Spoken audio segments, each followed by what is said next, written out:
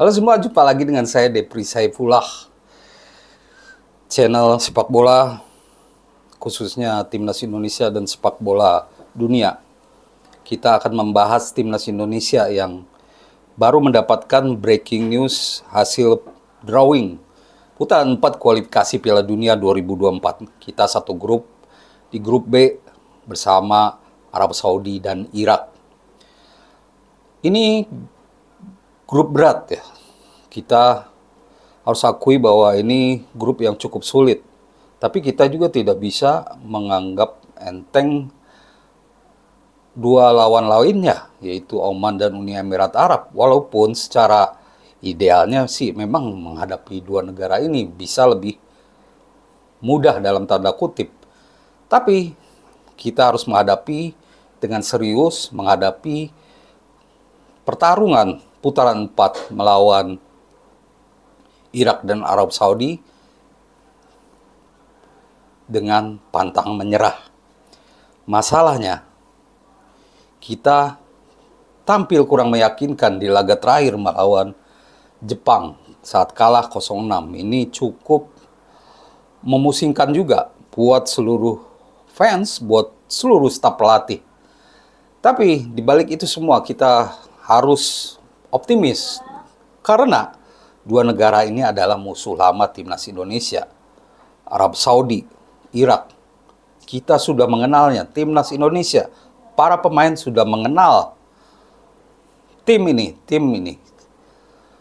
Kita menghadapi Irak di putaran 2 sebanyak 2 kali. Hasilnya kalah. Lalu di Piala Asia juga hasilnya kalah. 3-1, 5-1, dan 2-0. Terakhir kekalahan terjadi di Jakarta. Arab Saudi agak lebih baik karena di pertemuan terakhir kita mencetak rekor, mencetak sejarah. Itu pertama kali mengalahkan Arab Saudi di Jakarta lewat 2 gol dari Marcelino. Dan hasil imbang di leg pertama di Arab ya, di Riyadh waktu itu 0-0 dengan aksi fantastis dari Martin Paes yang tampil debut dan menghalau tendangan penalti dari Salem Al-Dawsari. Maka itu ada secerca harapan ya dengan hasil pengundian ini, di mana kita benar-benar sudah mengenal lawan.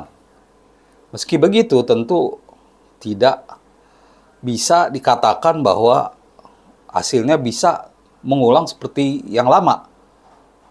Kita menang lagi lawan Arab Saudi, tapi misalkan kita imbang lawan Irak atau kalah, bisa-bisa posisi 2 ya kalau hasilnya seperti itu. Tapi di putaran 4 ini tidak ada kompromi, kita wajib meraih 6 poin untuk lolos langsung.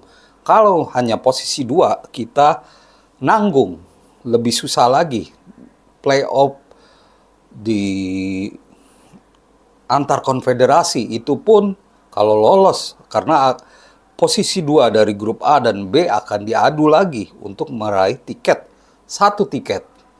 Jadi prosesnya panjang lagi. Jadi harus habis-habisan di putaran 4 ini. Nah, kita fokus menghadapi Irak dan Arab Saudi. Tentu kita sudah mengenal, tapi apakah lawan banyak perubahan? Kalau secara jujur, kita harus mengakui bahwa dua negara ini mengalami banyak perubahan. Irak ganti pelatih. Jorge Jesus diganti oleh ex pelatih Australia Graham Arnold. Dan itu juga berarti Irak mengalami agak penurunan. Sedangkan Arab Saudi setelah kalah lawan Timnas Indonesia, mereka terus naik, grafik naik. Dan mereka nyaris bersaing dengan Australia untuk posisi 2. Tapi Australia dengan pelatih baru, dengan eksperimen memanggil pemain-pemain baru, berhasil kokoh di bawah Jepang pada putaran 3. Nah, pemain-pemain dari Arab Saudi, Irak juga tidak banyak perubahan. Ya, ada 1-2 lah pergantian pemain, tapi pemainnya itu saja. Begitu juga dengan timnas Indonesia yang mungkin ada perubahan ya, ada tambahan pemain baru karena cedera. Nah, kalau pemain timnas Indonesia sudah mengenal pemain Arab Saudi dan Irak, bagaimana dengan coach Patrick Kluivert? Inilah yang jadi masalah di timnas Indonesia sekarang.